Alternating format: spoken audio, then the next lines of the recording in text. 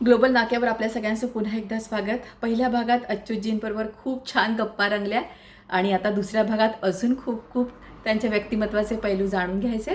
तेव्हा पुन्हा एकदा आपल्या सगळ्यांचं स्वागत. सायन्स आणि इनोव्हेशन च्या बाबतीत मला एक प्रश्न होता, की आजकाल आपण बघतो, की तुम्ही आणि त्याचा ज्ञानोदयमध्ये या पुस्तकात खूप छान उल्लेख केलेले आहेत काही-काही. हो, तर ज्ञानोदय वाचलंच तू. आर्टिफिशियल इंटेलिजन्स आणि आता आपण बघतो सेल्फ ड्रायव्हिंग कार्स हे हो, हळू-हळू वाढत चाललंय. तर एआयचा म्हणजे आर्टिफिशियल हो. इंटेलिजन्सचा आपल्या पुढच्या आयुष्यामध्ये कसा बदल होईल माणसाच्या आणि पुढच्या 2 दशकामध्ये तुम्ही कसं बघता म्हणजे एआय कसं माणसाला हेल्प करेल?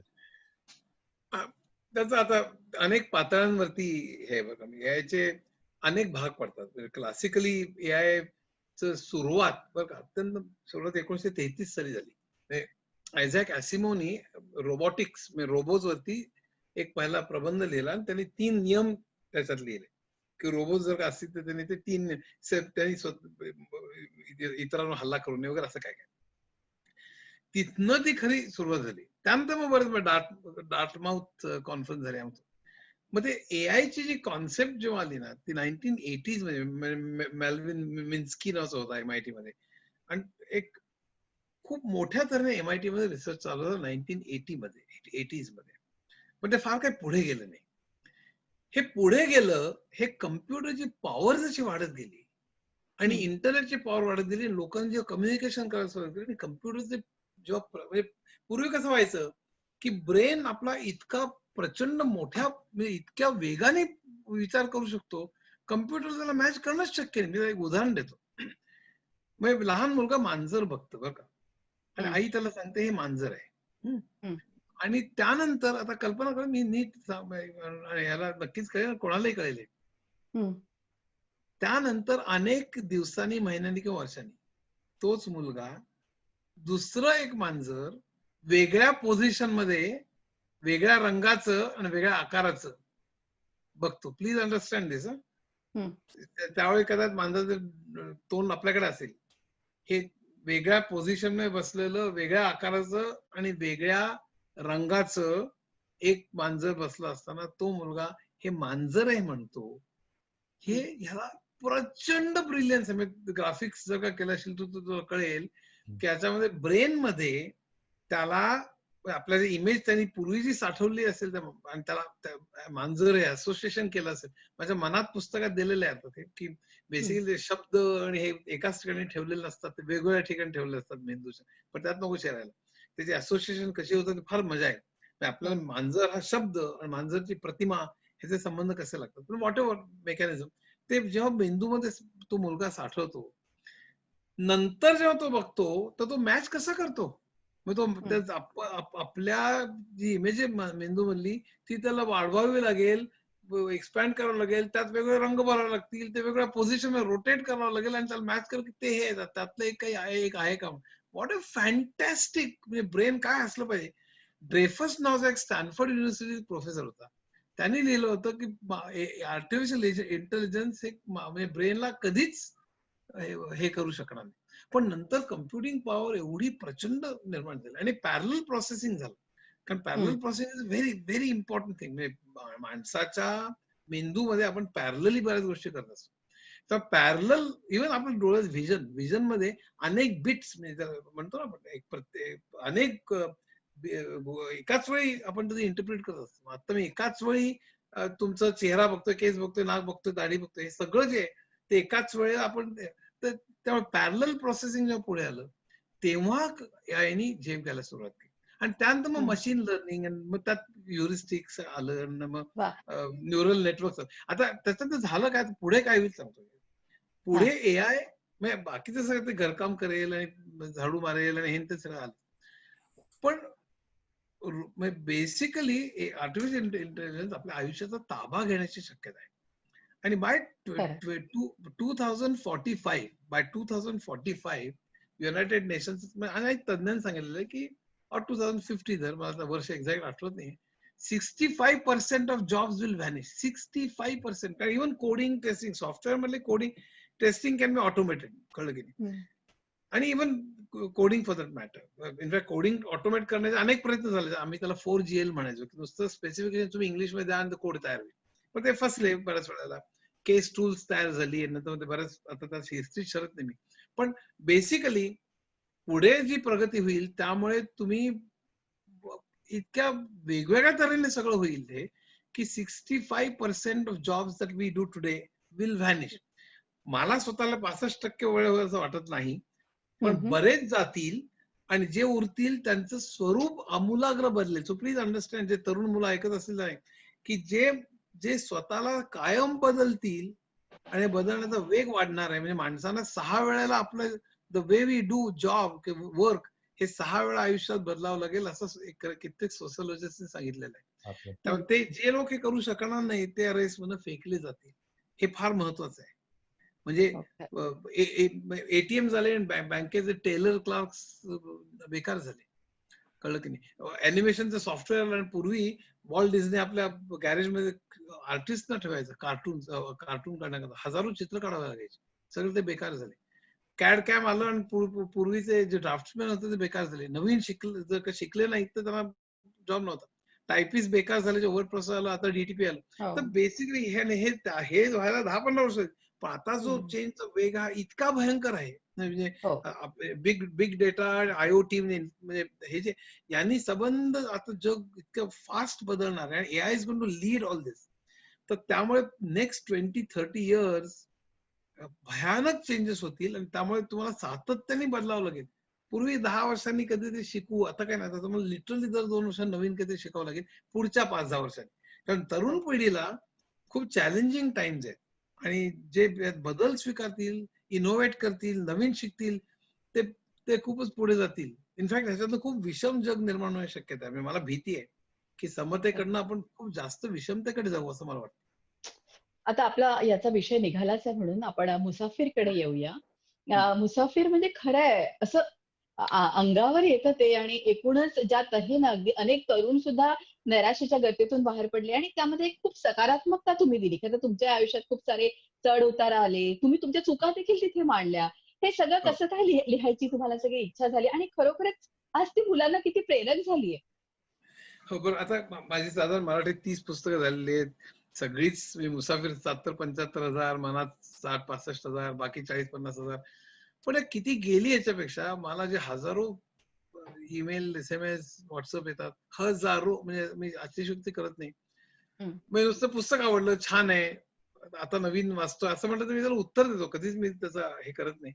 पण बाकी हे सोडले तर अतिशय भरभरून लिहिणारे अशा हजारो आहेत माझ्याकडे. लिटरली त्याचं एक 1000 पानी पुस्तक होईल.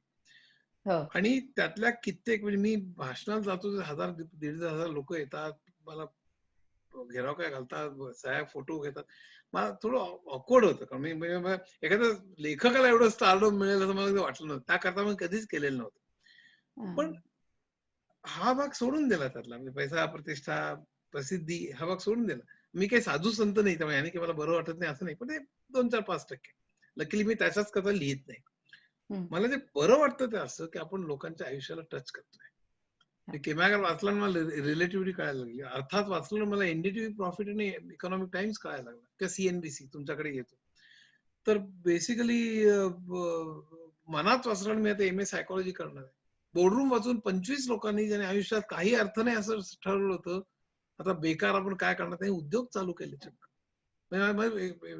पुण्याला एकदा मी पुणे युनिव्हर्सिटी पाशी होतो. एक मनुष्य धावत धावत धावत आला, गोडबोले सर काय म्हणलं, तुमचं बोर्डरूम वाचलं त्याच्या अगोदर मी म्हणजे घरी मी जेवताना मी अपराधी वाटायचं, मी काहीच करत नाही असं. पण वाचलं, मी आता स्वतः चालू केलं.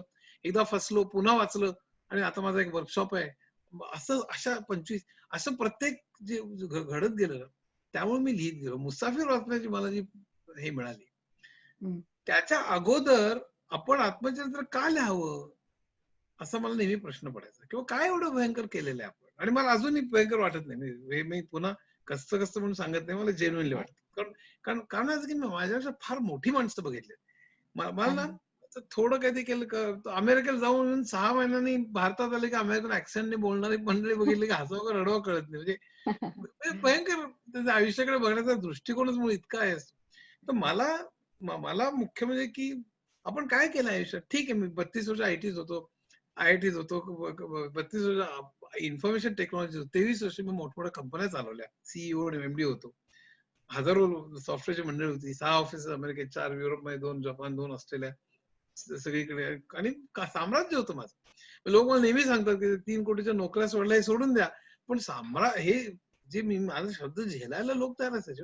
माझ्या सगळ्या हम्म. चेन्नई, बंगलोर ऑफिसमध्ये जाऊ ते माझे किंवा इकडे सो डिट्रॉइट आणि बॉस्टन कुठे गेलो की माझे व्हाईस प्रेसिडेंट मला रिसिव्ह करायला यायचे. तिथनं हॉटेल सूट चढवायचा केलं, त्यावेळी सूट असायचं, आता नाही, आता चड्ड्या असतात सगळीकडे, पण त्यावेळेस सूट घालून लगेच प्रेझेंटेशनला जायचं वगैरे, असं सगळं.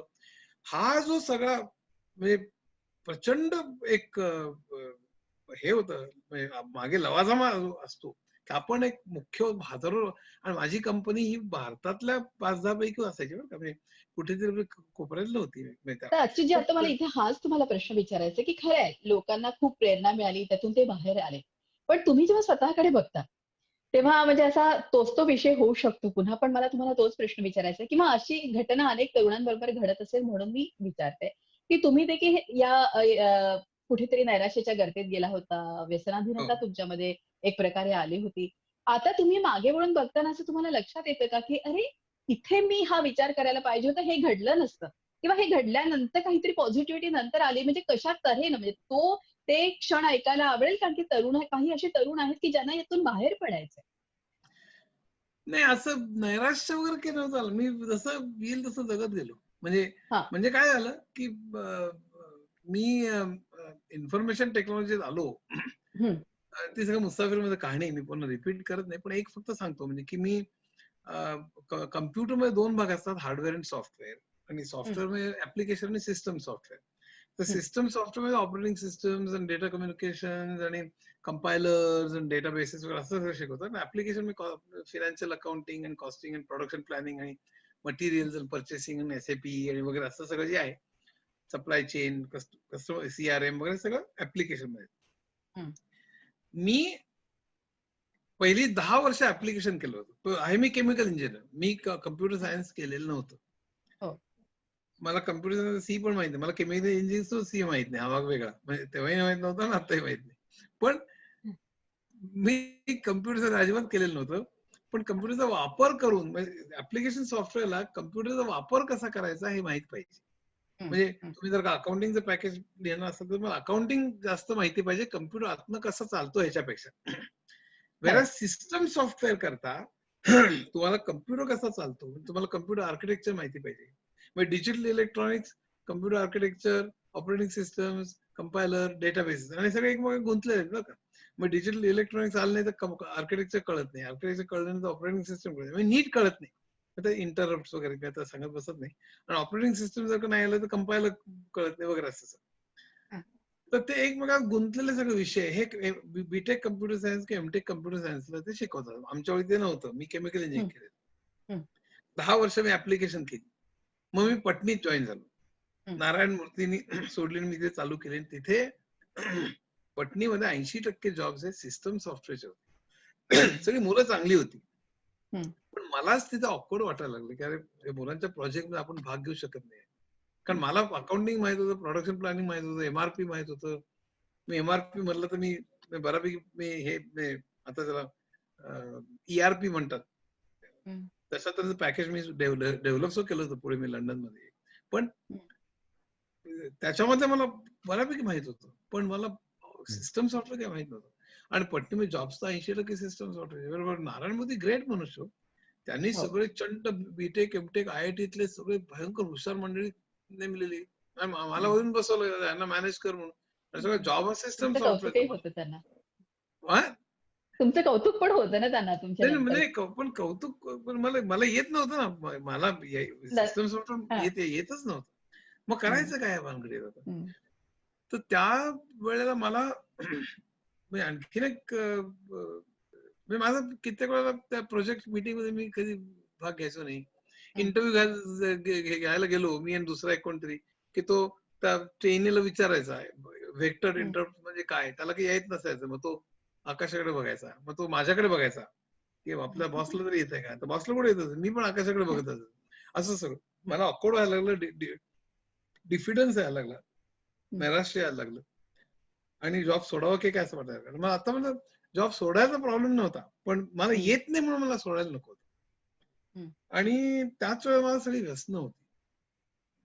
म्हणजे मी सिगरेट प्यायचो 40, बिडी किंवा बिडी ते क्युबन सिगार काही चालायचं मला. मी ती लागली ड्रिंक त्यावेळेस लागली म्हणजे त्या नैराश्यातून नाही लागली त्याच्या असं म्हणून. असं काही त्यावेळी लागली नैराश्यामुळे असं पण काही ते काहीतरी वेगळेपणा, भन्नाट करायची आवड आणि त्यातून ते गंमत म्हणून असं काही भयंकर हा गंमत. देवदास सारखं प्रचंड दुःखी म्हणून असं काही असं पण काही नाही. नाही ना असं काही पण लागत गेली पण ती जायचं तर टोकाला जायचं ना, असं अर्धवट नाही हो ना. तेच. तिथे मी पण तो. ड्रिंक घ्यायचो तर अर्धी बाटली ड्रिंक घ्यायचो, म्हणजे 2 अच्छा. क्वार्टर्स म्हणजे 6 पेग्स. हा. आजकाल लोकांना सांगावं लागत नाही, 2 क्वार्टर म्हणजे कळतं लोकांना किती ते. पण पण आणि मला तिथे देशी दारू पासून शॅम्पेन पण काही चालायचं. पण रोज नंतर पुढे एका तर मध्ये तर एवढी सवय लागली होती की पटणीच्या अगोदरच की मी लंच टाइम मध्ये जाऊन ड्रिंक घेऊन यायचो. अरे बापरे. हा मग दररोज जवळपास. तर मग तेव्हा ना संध्याकाळी असं सगळं मी वायाच गेलो. मग पान पराग, तंबाखू, मी पानातला PhDच होतो. मग सगळं पानातलं मला सगळं इत्थंभूत माहित होतं. म्हणजे मगई वगैरे सगळं माहित असतं, पण महोबा नावाचं एक पान आहे, ते फक्त 4 ठिकाणी मिळायचं मुंबईला. ते अच्छा. उत्तर भारतातलं आहे. पण हा. त्याचं वैशिष्ट्य काय आहे, म्हणजे इतकं ते नाजूक असतं, म्हणजे वरनं खाली पडलं की ते ठिकरा पडतं, अगो इतकं बाई. सुंदर. हा तर ते महोबा ते मुंबई 4च ठिकाणी मिळायचं, प्रभादेवी, कुलाबा. मी बरोबर त्या ठिकाणी हे सगळं पान पराग, तंबाखू सगळे नवरत्न 120 सांगतो आणि गुटखा आहे, ते सगळं झालं आणि रोज तिथे त्यानंतर अभ्यास करायचा होता तुम्हाला सगळं ट्राय कर. आणि नंतर एकाने सांगितलं की तुम्हाला दारू सोडायची आहे का? म्हणलं सोडायची आहे. मग तो म्हणला तुम्ही असं करा की तुम्ही भांग चालू करा म्हणला. मग मी ऑफिस मधनं महालक्ष्मीला उतरायचो, तिथे भांग मिळायची. मला माहिती आहे भांग म्हणजे अशा गोष्टी बरोबर कुठे म्हणतात मला माहिती आहे, म्हणजे त्याचं सगळं मला ज्ञान खूप पण जाऊ चांगलं दे, असेल. ऍड्रेस नका सांगू. तर हा तर तर तिथे आता मिळते का माहित नाही, पण हा तिथे नाहीच मग मिळत. नाहीतर मग तिथे हे घ्यायचे आणि मग परत यायचो आणि भांग घेऊन पुन्हा ड्रिंक घेऊन घरी जायचो, म्हणजे पुन्हा भांग ऍड झाली त्याच्यात. आणि या अवस्थेमध्ये मला आपल्याला येत नाही सिस्टम सॉफ्टवेअर असं सगळं वाटत आहे. हे 2 संकट म्हणजे आपल्याला एवढा मोठा विषय सगळे.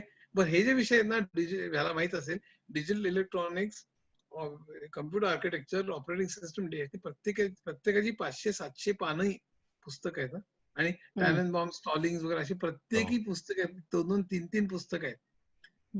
आणि मी यातलं काही मला माहित नाही. आणि मला आपल्याला काही जमणार नाही म्हणून आपण सोडायचे विचार एकीकडे, भयंकर व्यसन.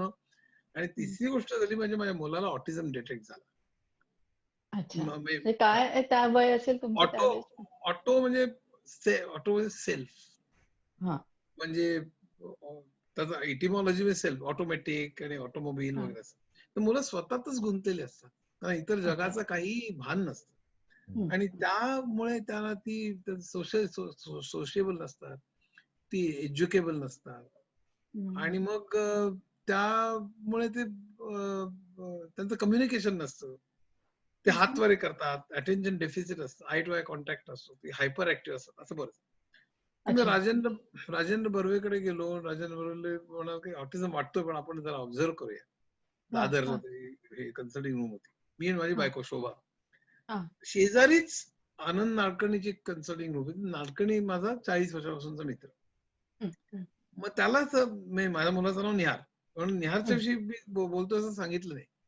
मी त्याला एवढंच म्हणलं की अरे ऑटिझम म्हणजे काय रे भानगड असते. तो म्हणून ऑटिझम बापरे भयंकर असतं, आयुष्यभर काळजी घ्यावी लागते, ते त्याला नंतर आपल्याकडे अशा संस्था नाही आहेत, त्यामुळे ते खूपच अवघड प्रकार आहे वगैरे, असं तसं वगैरे. एकंदर त्याला माहित नव्हतं माझ्या मुलाच्याशी बोलतो.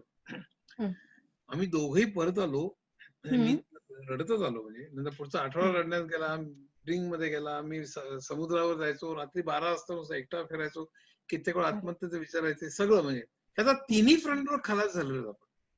अरे बाप. म्हणजे पूर्ण नोकरी आपली जाईल की काय, की आपल्याला सोडावी लागते की काय. त्यातनं व्यसन नाही, एक दोन सगळीच व्यसन नाही सोडता येणं अवघड ना सगळं. आणि तिसरं म्हणजे हे 1982 साल असेल, 83 साल असेल. अच्छा. आणि त्या वेळेला का 84 निहारला ऑटिझम डिटेक्ट झाला त्याला, म्हणजे त्या सुमारास 83-84. हं, हं, हं. आणि त्यानंतर मात्र म्हणजे चिकार ड्रिंक झाली. मग शेवटी आयुष्यात करायचं काय? हं, मग हं, आता हं. संपलेलं आहे सगळं. असं हं, सगळं. हं, हं. ब्रिटिश काउन्सिल मधली 23 पुस्तकं वाचली. पुस्तकं त्यातले लेख वाचले ऑटिझम याच्यावर उपाय नाही ते लक्षात आलं. हं, हं. मग एके दिवशी म्हणलं की आपल्याला तर निदान ह्याच्याकरता पैसे जमवले पाहिजेत. त्या 10 वर्षात पैसे काहीच नव्हते माझ्याकडे. सगळे हां. पुस्तकांवर, कॅसेट्सवर किंवा कुठल्या संस्थेला मदत कर, माणसाला मदत कर आणि माझी हो. व्यसनं हे सगळ्यामध्ये खर्च झालेले. 10 हां, हां. वर्ष जॉब करून सुद्धा माझ्याकडे बँक बॅलन्स बघितला रात्री 2-2.5 ला 200-250 रुपये होता. मग करायचं काय आता? हं, मग त्यावेळी कॅल्क्युलेट केलं की त्यावेळी 12% इंटरेस्ट होता. त्या 12%नी हं. आपल्याला किती पैसे जमवावे लागतील की जेणेकरून त्या पैशाच्या व्याजातनं निहारचं आयुष्यभर कोणीतरी करू शकेल. त्यावेळी संस्था नव्हत्या. हां. आणि त्यावेळी ऑटिझम म्हणजे असं लोकांना माहित नव्हतं. तर रेन मॅन सिनेमा नंतर अमेरिकेचं माहित नव्हतं. रेन मॅन सिनेमा नंतर अमेरिकेत आणि ह्या थोडंसं माहित व्हायला लागलं. आता माहिती आहे सगळ्यांना. पण हो. त्यावेळी मला तर वाटतं माहित तुम्ही नव्हतं. सामाजिक कार्य पण आणि अशा संस्थांसाठी पण हो, कार्य नाही, भरपूर करता नाही. म्हणजे. एक आशियाना नावाची संस्था सुरू केली. अरे वाह! आणि आता हो, तर ते सुरू करणं पहिले अनेक वर्ष म्हणजे मी म्हणजे सुहास आणि रवी मालदे नावाचं एक कपल आहे. त्यांनी हां, हां. त्याच्यामध्ये आणि अजूनही त्यांचा सहभाग खूपच असतो. मी आता त्या ट्रस्टवर नाही, पण सुरुवातीपासून खूप म्हणजे बरेच मुसाफिर मग मी निहार दिलेले आहेत. घरीच असतो ना आता म्हणजे? निहार आत्ता घरी आहे. आम्ही तर तो कर्जतला कुठे ठेवण्याचा विचार करतो. लॉकडाऊनमुळे तर शक्य नाहीये. तर हं, हं. एनिवे प्रश्न काय झाला, की हं, हं. त्यावेळेला म्हणजे मी आता काय करायचं अशी हं, हं. भयंकर प्रश्न निर्माण झाला. म्हणजे हं. माझ्या बायकोचा त्यावेळी खूप सपोर्ट मला मिळाला मात्र आणि आम्ही चर्चा केली. आपल्या मिसेस काय करायच्या मग म्हणजे ती माझी सॉरी. जे स्कूल ऑफ आर्टची ती आर्ट मास्टर आहे. अच्छा. म्हणजे पेंटिंग मध्ये. हो, हो, हो. हां. तर तिथे मी चर्चा केली आणि नंतर मी रात्रभर येरझारा घातला आणि म्हटलं आपण काय म्हणून ओळखले जाणार? हं. की अरे बिचाऱ्या निहारचे वडील एवढीच आपली ओळख असणार का? खरंय. हं. त्याच्याऐवजी त्यांनी अरे किती कंपन्या चालवल्या, किती संस्थांना मदत केली, किती पुस्तकं लिहिली आणि एवढं घरी प्रॉब्लेम असून सुद्धा केलं. असं जर का अशी आपली ओळख जर का असणार, मी 2 हां. चित्र आपल्याला कुठलं चित्र हवंय? आणि मी म्हणलं मला पहिलं चित्र नकोय. मला ते लोकांना कीव आलेले मला आवडत नाही. अरे रे आणि बिचारा वगैरे लोकं कीव करायला तयार असतात. प्रत्यक्ष मदत करायला कोणी तयार नसतं. अगदी खरंय. आणि मग मी जे उठलो दुसऱ्या दिवशी ते सकाळी 8 वाजता हं. सिगारेट हातात धरली की सुरुवातीला चहाबरोबरची सिगारेट म्हणजे काय ग्रेट एकदम. हं, हं, त्यावेळेला निश्चय करून जी सोडली हं. आणि त्यानंतर मात्र मी पुढची आता किती वर्ष झाले 30 वर्ष झाले. इतकी वर्ष 16 आणि आता 35 वर्ष 30-35 वर्ष कशाला स्पर्श केलेले नाही. कशालाच. हं, आणि हं. त्यानंतर मात्र मी 9 ते 5 मध्ये ऑफिस सीज मध्ये असायचं. मी सीजच्या जवळ राहतो. आणि ऑफिस मधून हं, आलो हं, मी हं. 5 ला की 5 ते 9 मध्ये मी फक्त म्हणजे वाचायचो. 5 ते 9 अभ्यास करायचो चक्क. हं, 9 ला मी आणि जेवण-बिवण सगळं. 9 ला मी झोपायचो, 2 ला उठायचो आणि हं, पुन्हा 2 ते 9 मी वाचायचो. आणि 9 ला पुन्हा सकाळी ऑफिसला जायचो. हं, म्हणजे हं. 11 तास आणि 1 तास इतर जेवण, टॉयलेट वगैरे 1 तास. म्हणजे 10 तास साधारण रोज मी वाचायचो. वीकेंडला 18 तास वाचायचो. हं. 18 तास. कारण सगळे एकमेक गुंतलेले विषय. मी काही कम्प्युटर सायन्स मला काही माहित नाही. आणि बरोबर. मग आपल्याला ऑपरेटिंग सिस्टम येत नाही म्हणजे अगोदर वाचायचं. तेही कळायचं पण दुसरं असं पुन्हा माझी पावलं बारकडे वळायची. पुन्हा स्वतःला खेचत राहावं लागायचं. पुन्हा मी झोल हं, जायचो. समोर हे सगळं मी अनुभवलं सगळं. पण हं, शेवटी मी प्रचंड निश्चयाने ते हं, सगळं म्हणजे अनेक आठवडे गेले, अनेक महिने गेले. म्हणजे हळूहळू मला कळायला लागलं. हं, मग मला सगळा त्यांच्या आमच्या ग्रुप आमची मुलं होती त्याच्या डिस्कशन मध्ये भाग घेऊ शकायला लागलो. हं. मग त्या कित्येकदा काही काही वेळा वाद व्हायचे, माझं बरोबर आहे, त्यांचं बरोबर आहे, मग कित्येक वेळा माझं बरोबर ठरायला लागलं. पण ती मुलं इतकी चांगली होती, कित्येक वेळा मला खूप हं, मदत केली. हं, आणि का त्याने कळत होतं हा मनुष्य कशाशी स्ट्रगल करतोय. खूप म्हणजे हं. मला पट्टीमध्ये फार चांगली माणसं भेटली. हां. आणि त्यानंतर मग आणि सगळीकडेच पत्नी काय सगळ्याच कंपन्यांमध्ये चांगली, कारण मीच चांगला हं. वागायचो मुख्य. हो. नेहमी लोक म्हणतात की हाय लेवलला पॉलिटिक्स असतं वगैरे, असतं मला हं, मान्य आहे, काही क्वचित मला जाणवलं सुद्धा. पण मी मी सगळ्यांशी चांगले संबंध ठेवून होतो. तर पत्नी हे सगळं झाल्यानंतर मग लकीली ऍप्लिकेशन सॉफ्टवेअरचे प्रोजेक्ट्स आले. त्यात हं, मात्र मी त्यांना मग मदत करू शकलो. हं. माझ्याविषयी माझा स्वतःचाच कॉन्फिडन्स वाढला, त्यांचा माझ्याविषयी कॉन्फिडन्स आणि आदर वाढला. आणि हे सगळं होत होत शेवटी मग मी म्हटलं की आता ज्यांनी मला त्रास दिलेला आहे सिस्टम सॉफ्टवेअर, त्यातलं सगळ्यात अवघड विषय म्हणजे ऑपरेटिंग सिस्टम. त्याच्यावर मी पुस्तक लिहीन. म्हणून हं. माझं खरं पहिलं पुस्तक ऑपरेटिंग सिस्टमचं 710 पानी हो. पुस्तक आहे. वा. हो, हो. आणि ते पुस्तक कित्येक लाख गेले. खरं टेक्स्टबुक नाही, ते आता रेफरन्स पुस्तक आहे जगातल्या फक्त. विविध भाषेत पण प्रसिद्ध झालंय मला तर अनेक वाटतं. अनेक लोक घेऊन जातात ते. नाही पण वाह! तरी टेक्स्टबुक तेही तिथे परीक्षेकरता टेक्स्टबुक लिहिलं असतं तर याचा पासपोर्ट गेलं असतं. पण मी ते सोप्या भाषेत समजून सांगण्याकरता केलंय. ज्याने हं, वाचलं कित्येक लोक म्हणतात म्हणजे अरे हे वाचून मी पास झालो. हं, एक नारायण मूर्तींनी त्याचं खूप कौतुक केलं. त्याची गोष्ट सांगायला वेळ लागेल मला. पण सिंगापूरला हं, आम्ही हं, एकत्र होतो त्यावेळेला हं. बफे लंच पाशी उभे होतो आणि मी मूर्तीने म्हटलं की मी असं पुस्तक लिहिलंय. मूर्ती म्हणले की हो का? ते म्हणले त्या मूर्तींचा ऑपरेटिंग सिस्टम फार आवडता विषय होता. मूर्ती टेक्नॉलॉजी दादा मनुष्य होता. नुसतं हं. आपलं पैसे असं नाही. मला त्यामुळे माणसाचे खूप कौतुक आहे. हो. ते म्हणले real respect to author I go and buy that book म्हणाले. ते विकत हं, घेतलं, मला नंतर कळवलं की पुस्तक खूप हं. आवडलं म्हणून. वाह! असं जे मला अनुभव मिळाले ना, ते फार मला हे वाटतं. आणि मग त्याचं चिनीमध्ये भाषांतर झालं. चीन, जपान अनेक देशांमध्ये ते आज वापरलं जातं. हो. आणि त्यानंतर मी 3 पुस्तकं लिहिली. वेब टेक्नॉलॉजीज, मग डेटा कम्युनिकेशन्स अँड नेटवर्क्स आणि डिमिस्टिफाइंग कम्प्युटर, ही 4 पुस्तकं लिहिली. हं. आणि मग पत्नी मला म्हणाला, "अरे तू IBM, IIT आणि इंग्लिश चांगलं प्रेझेंटेशन देतो. आता टेक्नॉलॉजी पण तुला कळायला लागली. तू तर मदत मला करायला ये मार्केटिंगला." मग मी तिकडनं बॅग उचलून सरळ बॉस्टनला जायला लागलो दरवर्षी. Boston, San Francisco, Los Angeles सगळं सुरू झालं. पहिल्या हं. वर्षी मी अनेक चुका केल्या मी, पण शिकलो हं. बरंच.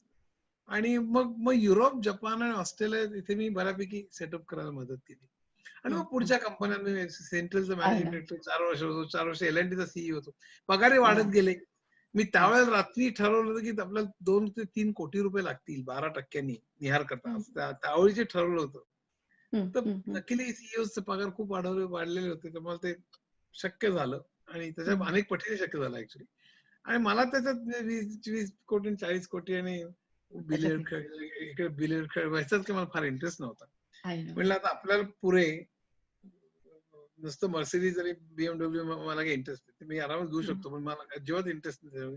मी वॅगन आर आणि अशा गाड्यांमध्ये फिरतो, अत्यंत लहान गाड्यांमध्ये. लोक म्हणतात त्याच्याकडे पैसे नाही. मला काही चिंता नाही. पण हो, बरोबर आहे. आपण काहीतरी चांगलं द्यावं हो, आणि लोकांना श्रीमंती सुसंस्कृत तुमची आणि ज्ञान पुस्तकांची. द्यावं आणि मराठी जाणं, या जिद्दीने मग मी मोठ्या पगाराच्या नोकऱ्या सोडून मी लिखाणाकडे वळलो आणि मग 4 इंग्रजी आणि 30 मराठी पुस्तकं झाली आणि लकीली मला लोकांचं प्रचंड प्रेम मिळालं. ही सगळी थोडक्यात कहाणी. मला आणि अगदी. आता म्हणजे करंट टॉपिक बद्दल एक प्रश्न होता, हां. की सध्याचं पूर्ण जग चॅलेंज फेस करतंय, हो, कोविड-19चं पॅन्डेमिकचं आणि हो, आर्थिक मंदी जी पसरलेली आहे. हो. तर साधारणपणे या मंदीतनं परत इकॉनॉमी मूळ पदावरती यायला भारताला साधारण काय चॅलेंजेस असतील असं तुम्हाला वाटतं? नाही मला पहिली गोष्ट काय माहिती आहे ना, की भारताचा जो जीडीपीचा पहिली गोष्ट अनर्थ पुस्तक जरूर वाचायचं. कसं वाचावं मला माहित नाही तिकडे. पण आपला मी जीडीपीची ग्रोथ म्हणजे फक्त ग्रोथ मानत नाही बरं का. म्हणजे आपल्या करंट इकॉनॉमिक सिस्टीम मध्ये जीडीपीच्या ग्रोथलाच ग्रोथ म्हणतात, which I don't agree with at all.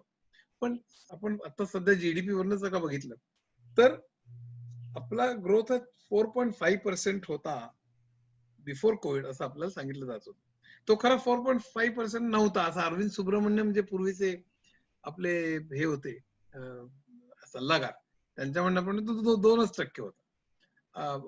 Arun Kumar जे दिल्लीचे अर्थतज्ञ आहेत, त्यांच्या मते तो 0% होता. पण त्यात आपल्याला मला खूप वेळ लागेल सगळ्या. कोविडमुळे तो आणखी आता निगेटिव्ह 6-7% वगैरे झाला असेल, निगेटिव्ह 4-5% वगैरे. अनएम्प्लॉयमेंट कोविडच्या अगोदरच मुळी 8.78% होती, जी 45 वर्षातली सगळ्यात जास्त होती, आणि अंडर एम्प्लॉयमेंट खूप जास्त होती. तर आता तर फार मेजर येणार आहे प्रॉब्लेम. आणि कोविड मधनं हा इकॉनॉमी आणि हेल्थ, आपण हेल्थकडे लक्षच दिलं नाही आपण. म्हणजे आताचं सरकार नाही, पूर्वीच सुद्धा अनर्थमध्ये मी काय मेन्शन सांगितलंय, 1991 साली जे आपण जागतिकीकरण स्वीकारलं ते योग्य तऱ्हेने स्वीकारलं नाही. आपल्याला स्वीकारावं लागलं कारण आपल्याला बँकरप्सी आली होती, आपलं सोनं लंडन वगैरे बरेच भानगडीत. पण आणि त्यालाही खूप कारण आहे. 1980च्या दशकाचं आपल्याला इकॉनॉमिक हिस्ट्रीवर जावं लागेल, पण त्याच्याकरता मला तो वेगळं सेशन ठेवावं लागेल तुम्हाला. पण आता मुख्य काय की जागतिकीकरण झालं, जे आपण स्वीकारलं ते आपण आपल्या टर्म्सवर, म्हणजे आपल्या फायद्याचं नाही आपण स्वीकारलं. स्टिग्लिट्झनी पुस्तक सुंदर लिहिलेलं आहे, Joseph Stiglitz, Nobel laureate, making globalisation work. म्हणजे पेटंट लॉज असतील किंवा कर असतील किंवा सगळं आपण कशा तऱ्हेने फायदा होऊ शकेल, तर आपल्याला याचा आपण प्रयत्न करत नाही होत असं माझं म्हणणं नाही. म्हणजे काँग्रेसमध्ये, बीजेपी दोन्ही आपण आपल्या बाजू मांडत नाही WTO कडे, असं माझं म्हणणं नाही. पण आपण वीक पडतोय. आणि जागतिकीकरणामुळे 3 राक्षस उभे राहिले. एक म्हणजे बेकारी, दुसरं म्हणजे विषमता. विषमता किती असेल माहिती आहे? बेकारी आत्ताच सांगितलं, 45 वर्षातली सगळ्यात जास्त बेकारी आणि अर्ध बेकारी लक्षात घेतली तर भयानक मोठी आहे. विषमता किती असेल? 1% लोकांकडे 58% संपत्ती आहे. बापरे. भारतातल्या 9 लोकांकडे तळातल्या 50% लोकांपेक्षा जास्त संपत्ती आहे. भारतातल्या क्रेडिट स्विसच्या स्टॅटिस्टिक्स प्रमाणे भारतातल्या 93% लोकांची टोटल संपत्ती म्हणजे सगळ्या आतापर्यंतची सेव्हिंग, घर, दार, जमीन, सोनं, फिक्स डिपॉझिट, काय सगळं असेल ते, हे सगळं जर का सगळं लक्षात घेतलं, त्याची व्हॅल्यू, जमिनीच्या व्हॅल्यूज माहिती आहेत भारताचा. आता कोविडमुळे कमी झाल्यात, पण त्याच्या अगोदर 4 महिन्यापूर्वीच स्टॅटिस्टिक्स आहे. तर किती असेल ऍव्हरेज, साधारण सरासरी लोकांचीकडे किती संपत्ती असेल असं वाटतं? 93% लोकांकडे सरासरी संपत्ती 7 लाखापेक्षा कमी आहे. 7 लाख म्हणजे घर, दार, जमीन, सोनं, फिक्स डिपॉझिट सगळं मिळून 30% तर शून्य आहे किंवा कर्जबाजारी आहेत. क्रेडिट स्विस आहे. एक आजार पण आलं, आता कोविड आहेच, एक आजार पण आलं तरी सगळं पूर्ण कर्ज. सो देर इज 3 राक्षस उभे केले. एक बेकारी, दुसरं विषमता, तिसरं म्हणजे प्रदूषण. भारतामध्ये प्रचंड प्रदूषण. हे आपली सगळं विकास नीती जी आहे ग्लोबलायझेशन, त्यांनी हे 3 राक्षस निर्माण केले. त्यामुळे टू रिफ्रेज युअर क्वेश्चन, की यातनं बाहेर येणं म्हणजे काय? म्हणजे फक्त कोविडच्या पूर्वीची स्थिती आणणं असं असेल तर पुन्हा आपण क्रायसिस मध्येच आहोत असं मला वाटतं. अच्छा. खऱ्या अर्थाने आपल्याला जर का प्रगती करायची असेल तर आपण शिक्षण, आरोग्य, रस्ते, पाणी, वीज, स्वस्त घरं, सार्वजनिक वाहतूक आणि सगळ्यांपर्यंत पोहोचले पाहिजे. आपण कोविडमध्ये मार का खाल्ला? कारण आपण आरोग्यावरती सगळे GDPच्या 5% आपण खर्च करायला पाहिजे, ते आपण 1 ते 1.5% जास्तीत जास्त करतो. त्याच्यातलं करप्शनमुळे किती खालपर्यंत जात असतील कोण जाणे. आणि हे सगळं हे मी 1991 पासून ते आतापर्यंत म्हणतो. तेव्हा कुठले सगळ्या पार्ट्या आहेत त्याच्यात. मी कुठलाही पक्ष मानत नाही, कुठलाही देश मानत नाही, इनफॅक्ट कुठलाही इझमही मानत नाही. खरं अच्युतजी, इथेच मला विचारायचं, अनर्थकडे मला यायचंय. आता 15 ऑगस्ट येतोय आणि खरोखर तुम्ही काहीतरी एक विकासात्मक असं मॉडेल त्याच्यामध्ये देण्याचा प्रयत्न केलाय. कोणी त्याची दखल घेतल्याची तुम्हाला वाटतंय का, की कुणीतरी खंत आहे की ते जितकं गांभीर्याने घ्यायला पाहिजे होते ते विचार अनर्थ मधले ते नाही घेतले जात आहेत म्हणून? नाही, मग काही लोक, अनर्थमध्ये मी विकासाचं मॉडेल नाही मांडलं. मी it's a critique of the present system. In fact मी त्यात लिहिलेलं आहे की मी दुसरा व्हॉल्यूम लिहिणार आहे की ज्यात मी अनेक मार्ग सुचवणार आहे आणि मी स्वतः त्याच्यावर विचार करतो. असं काही नाही की मला ते सगळं पूर्ण सापडलंय आणि मी आता त्यातला तज्ञ झालो. मी शोधतोय अजूनही आणि मला बरेच मार्ग दिसत आहेत, पण अजून मी खात्री नाही की हे मॉडेल उपयोगी पडेल म्हणून. पण एक नक्की केलं पाहिजे की हं. मला मला विषमता चालेल. मी एकाकडे वन रूम किचन, दुसऱ्याकडे बंगला, काही प्रॉब्लेम नाही. एकाकडे सायकल आहे, दुसऱ्याकडे मर्सिडीज, काही प्रॉब्लेम. पण म्हणजे कोट्यावधी लोक भुकेलेलेच हा काय प्रकार आहे? इतकी वर्ष हं. होऊन सुद्धा, बरं का, हे मला समजतच नाही. किंवा आता सुद्धा हेल्थ केअर वरती 5% करायला पाहिजे, ते 1 ते 1.5% करतो. शिक्षणावरती 6% करायला पाहिजे जीडीपीच्या, ते आपण 3 ते 3.5% करतो. लकीली आता 3 हं. दिवसापूर्वी अनाऊन्स झालेल्या पॉलिसीमध्ये आपण जीडीपीच्या 6% करण्याचं आश्वासन दिलेलं आहे. आणि मी त्याचं स्वागत करतो. हं. याचा अर्थ आता याचा अर्थ सगळ्या शिक्षणाची जी काही पॉलिसी, ती सगळी हां. बरोबर चूक ह्याच्यावर नंतर चर्चा होऊ शकेल. पण हो. 6% हे हे हे अनाऊन्स केलं, ह्याचं मी पूर्णपणे स्वागत करतो. मला वाटतं हं. त्याचा आपण पाठिंबा दिला पाहिजे आणि त्याचा आग्रह धरला पाहिजे सरकारने केलं पाहिजे. हं. शिक्षण, आरोग्य, रस्ते, पाणी, वीज, स्वस्त घरं आणि सार्वजनिक वाहतूक हे पुढची हं. 20 वर्ष मुंडी खाली घालून आपण भरपूर एक लक्षात ठेवा, मला मुद्दाम मेन्शन करायचंय.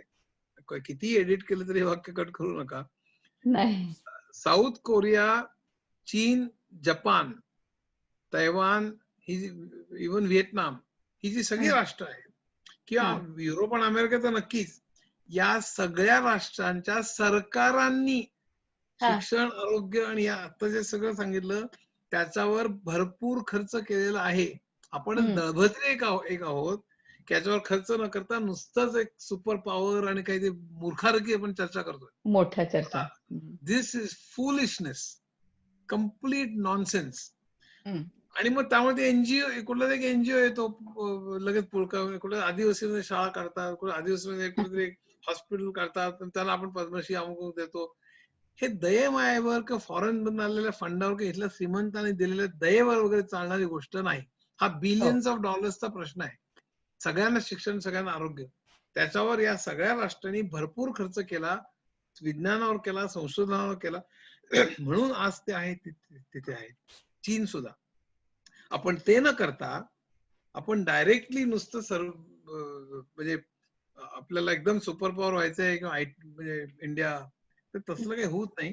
पुढची 20 हं. वर्ष आपण यावर भरपूर खर्च करायला, बाकी मॉडेल बिडेल उभी राहते. पण हे हं. जरी केलं आपण, तरी आपण प्रचंड मोठी प्रगती करू शकतो. तळागाळापर्यंत हां. प्रगती पोहोचली पाहिजे, हा त्यातला महत्वाचा भाग. अगदी खरं. अच्युतजी तुमच्याशी किती बोललं ना तरी कमी आहे. आपण खूप मगापासून खूप छान बोलतोय. एक माझा शेवटचा प्रश्न म्हणजे तुम्ही खरंच तरुणाईसाठी आणि खूप वाचन करता, की तुमचा एकूण दिनक्रम कसा असतो? आणि तुम्ही तुमचे आनंदाचे क्षण काय आहे तुमच्या आयुष्यातले, की जे तुम्ही म्हणजे तुम्हाला संगीत ऐकणं जास्त आवडतं, की तुम्ही आजही कुठे फिरायला तुम्हाला आवडतं? ते मला असं पर्सनल ऐकायला खूप आवडेल. नाही आता मला फिरायला आवडतं, पण आता फिरणं जमत नाही फारसं. म्हणजे नाही म्हणजे का? अ, अ, कारण मी जवळपास 70 आहे माझं वय. हां, आणि हां. मला बीपी आहे, मला डायबिटीस आहे, माझं हां. अँजिओप्लास्टी झालेली आहे. अच्छा. आणि स्पॉन्डिलायटिस जेव्हा मला त्रास व्हायला लागला, म्हणून मग मी सहलेखक घेऊन तो करतो. माझ्या डोक्यात एवढे प्रोजेक्ट्स आहेत की मी हं. अजूनही 20 एक प्रोजेक्ट माझ्या डोक्यात आहेत. पण पुढचे एक अच्छा. 5-10 तरी पुढच्या वर्षात सगळं ठीक असेल तर होईल. हां, हां, कोविड मधनं वाचलो तर, कारण कोविड मधलं मी अगदी उत्तम कॅन्डिडेट आहे. बीपी, डायबिटीस, अँजिओप्लास्टी म्हणजे. पण हां. सध्या दिनक्रम म्हणाल तर मी माझं फार विचित्र असतं. मला काही नक्की खात्याचं काही नाही. मी अच्छा. कधी प्लॅन करून जगलो नाही. प्लॅन करून काही गोष्ट केली नाही. जसं हं, समोर येईल त्याप्रमाणे मी जगत गेलो. हं. त्यामुळे मला मुलं ना, की 5 वर्षांनी काय होणार? हे सगळं अमेरिकन पुस्तकांनी आपल्याला वाट लावून टाकलेली आहे. अमेरिकन फुटपाथवर मिळणारी पुस्तकं. अच्छा. 3 मिनिटात गुंतवणूक, 5 मिनिटात मॅनेजर, 6 मिनिटात प्रोजेक्ट मॅनेजर, 2 एका महिन्यात सीईओ, 2 महिन्यात गुंतवणूक. हे सगळं जे आहे ना, हाऊ टू थिंक बिग वगैरे ते, हं, आणि मोटिवेशनल स्पीकर काय सांगतात. शेकडो आपल्याकडे जॉब नाही, काही नाही. तर त्याची हं. कारणं सोशल इकॉनॉमिक सिस्टीम मध्ये आहेत. पण ही पोरं हं. वगैरे सगळे ऐकतात आणि आपण पण यू कॅन विन वगैरे अशी पुस्तक वाचता, आपण काहीतरी हो, करू हो. शकतो. अर्धा एक दिवस नुसतं उत्साहात असतात, नंतर पुन्हा. तर हे जे आणि "ये रे त्या माझ्या सगळ्या मागे." मोटिवेशनल स्पीकर त्या गाड्या उडवतात, चांगल्या बंगले उडवतात, ही मंडळी पुन्हा आपल्याला. तर असल्यात काही हे नाहीये. म्हणजे बेसिकली आपण, आपल्याकडे बेकारी काय आहे ह्याचा विचार हं, सोशल इकॉनॉमिक सिस्टीम मध्ये आहे. आणि तो हं. आपण जोपर्यंत करत नाही, ती बदलत नाही, विकास नाही, तो पण आपली बेकारी जाणार नाही. किती मोटिवेशनल स्पीकर हे करते. तर मला असं हं, वाटतं की बेसिकली आपण मला स्वतःला हं, हे जे प्रश्न आहेत त्याच्यावर उत्तर शोधणं, हं, सातत्याने शोध घेणं किंवा हं, नवीन काही जर दिसलं तर त्याचा आनंद, नवीन कुठलं साहित्य असेल, नवीन कुठलं संगीत हं, असेल, नवीन एखादा राग असेल, हं, हं. नवीन आणि कुठलंही आहे संगीत. मला वेस्टर्न म्युझिक तेवढंच आवडतं. मी पहाटे इनफॅक्ट वेस्टर्नच ऐकतो. हो. मला बाक, सिम्फनी. बिथोन, मोझार्ट, चायकोस्की अतिशय आवडतात मला. मी जेव्हा युरोपमध्ये प्रवास करायचो तेव्हा हां, ट्रेनमध्ये हां. त्यावेळी वॉकमन असायचे आणि त्या हं. युरोपमध्येच सगळं जन्मलं ते सगळं म्युझिक. मोझार्ट आणि हां, बिथोन वगैरे. जर्मनीतनं ना ऑस्ट्रियामधनं प्रवास करताना मला सगळं ते आठवायचं. तिथे एक हं. पूर्ण कंट्री साइड म्हणून जाताना मला एकदम एक ट्रेन आहे, ती जर्मनीहून निघते आणि तिकडनं मग ती हॉलंड, नेदरलँड्स, मग बेल्जियम आणि मग पॅरिस अशी जाते. त्या ट्रेनने हं. मी खूपदा प्रवास करायचो. तिथं जाताना कायम गाणं. तर हे सगळीकडे डोकावून बघणं जे आहे ना, हां. म्हणजे कर्नाटक म्युझिक असेल, हिंदुस्थानी असेल. मला गझल प्रचंड आवडते. म्हणजे मेहदी हसन, गुलाम अली पासून, जगजीत पासून सगळ्या गझला ऐकतो मी. मला लता हां. मंगेशकर 1940 सालापासूनची सगळी गाणी माझ्याकडे आहेत आणि I am absolutely great fan of Lata Mangeshkar. हो. तेवढंच रफी, तलत सगळे. मला काही वर्ज्य नाहीये याच्यात. हो. कुठलंही म्हणजे आता चांगलं कॅनव्हासमध्ये तुम्ही पेंटिंग, व्हॅन गॉग आणि यांच्याबद्दल किती कॅनव्हास मध्ये छान-छान तर काय त्यांचे आयुष्य आहे. जबरदस्त. हो म्हणजे का? आम्स्टरडॅमला जाऊन मी व्हॅन गॉगचे म्युझियम अनेकदा बघितले बरं का. आणि किंवा न्यूयॉर्कला तुम्ही गेला असाल आता मोमा म्हणजे म्युझियम मॉडर्न आर्ट खूप प्रसिद्ध आहे. तिथे मी कायम अच्छा. जायचो मॅनहॅटनमध्ये. तर अच्छा. हे जे सगळं आहे ना, तर या सगळ्यांनी मला आनंद मिळतो. मला काही नुसतं विज्ञान तंत्रज्ञान मी आता आयुष्य हं. टेक्नॉलॉजीमध्ये काढलं, पण मला त्याच्यापेक्षाही जास्त खरं म्हणजे साहित्य, संगीत माझा झपूरचा तुम्ही नक्की वाचा. 3 व्हॉल्यूम मध्ये हो, हो. इंग्लिश हो. लिटरेचर वरती आहे. काय आयुष्य पुन्हा म्हणजे शेक्सपियर पासून डिकन्स आणि लॉरेन्स आणि डॉस्टोव्स्की आणि टॉल्स्टॉय आणि बर्नार्ड शॉ आणि कामुक सार्त्र, काफका आणि ही सगळी माणसं आणि त्यांचं आयुष्य आणि त्यांचं साहित्य बघितलं की असं चाट व्हायला होतं. तसंच आपल्याकडे एक्सलंट. आपल्याकडचं म्हणजे मर्ढेकर आणि केशवसूत आणि करंदीकर आणि कुसुमाग्रज आणि नारायण सुर्वे आणि अशी ग्रेटच मंडळी होऊन गेले, शंकाच नाही. पण हं. मला त्यात खरं. रमायला खूप आवडतं. हो, हो. म्हणजे आपण जे म्हणतो, की साहित्य, संगीत, कलाविहीना साक्षात पशुपुच्छ विषाणहीना. म्हणजे खरं आयुष्य हो. त्याच्याशिवाय राहूच नाही शकत. पण हे तर झालं तुम्ही साहित्य, संगीत, चित्रकला या असं काही आहे का, की जे अजून राहून गेलंय, की जे तुम्हाला अजून शिकायचंय? अनेक गोष्टी, अनेक गोष्टी. मी आता कुठलंही मी मी क्रिएटिव्ह काहीच लिहू शकलेलो नाही आतापर्यंत. मी कुठलं एकही चाल देऊ शकत नाही. म्हणजे शंकर जयकिशन प्रत्येक गाण्याला 11-11 चाली लावायचे. मला तर म्हणजे काय डोकं असलं पाहिजे, काय क्रिएटिव्हिटी. राज हं. कपूर त्यातले एक चूज करायचा. इव्हन खळे काका खळे आमचे फार चांगले ओळखीचे होते. त्यांच्याकडे जायचो नेहमी मी. शुक्र हं, तारा हं. मंदाराला त्याने 11 चाली लावल्या म्हणे. 11 का 10? 11. 11. आणि ही 11वी चाल आहे ही यमन मधली. हं. पण म्हणजे मला सांगायचं काय मला पण प्रयत्न अजिबात करताय चाल देण्याचा? प्रयत्न नाही, केलाय नाही, तुम्ही नाही, कुठे? नाही. एकदा नाही. एका एका गझलेला मी चाल दिली होती अहिर भैरवमध्ये. पण गेलं कुठे? काय पण आता लक्षात पण नाही माझ्या. आणि ते म्हणजे मी पण जाता-जाता म्हणणार होते नेहमीप्रमाणे. नाही, नाही. मला आता जमणार नाही ते. रोहित पण तुला काही विचारायचंय? नाही. I am good. मला खूप छान वाटलं तुमच्याशी गप्पा मारूनच आणि धन्यवाद ही संधी दिल्याबद्दल. खूप हां. खूप खूप आभारी. तर अच्युतजी जसं तुम्ही लोकांची आयुष्य उभी केली आहे, त्यांना जगण्याचा मार्ग दाखवलाय. मी देवाजवळ मनापासून प्रार्थना करते, की तुम्हाला उदंड आयुष्य लाभो, आयुरारोग्य लाभो आणि खूप छान-छान कृती, कलाकृती म्हणा, लेखन कृती तुमच्याकडून आम्हाला मिळत राहो सातत्याने आणि आयुष्य असं फुलून जावं. तुम्ही इतका छान वेळ दिलात, त्याबद्दल अगदी मनःपूर्वक धन्यवाद. धन्यवाद, धन्यवाद. धन्यवाद. आणि मराठी ग्लोबल व्हिलेजची कार्यक्रम आपण बघत असतो ग्लोबल नात्यामध्ये. मला सगळ्यांना हेच म्हणायचंय, की इतके अत्युत्तम लोकं आपल्या इथे येत असतात. परंतु हे जर का लोकांपर्यंत पोहोचवायचे असेल ना, तर तुम्ही नक्की या चॅनलला सबस्क्राईब करा. नुसतं सबस्क्राईब करू नका. बेल आयकॉनवर क्लिक करा म्हणजे आमचे नवे-नवे कार्यक्रम नोटिफिकेशन्स तुम्हाला मिळत राहतील आणि लोकांनाही सांगा. कारण ही जगभर मराठी लोकांना एकत्र करण्याची ही जी आपली चळवळ आहे ना, ती मोठी व्हायला पाहिजे आणि त्यासाठी फक्त आणि फक्त तुमचं सहकार्य कामी पडणार आहे. तेव्हा धन्यवाद.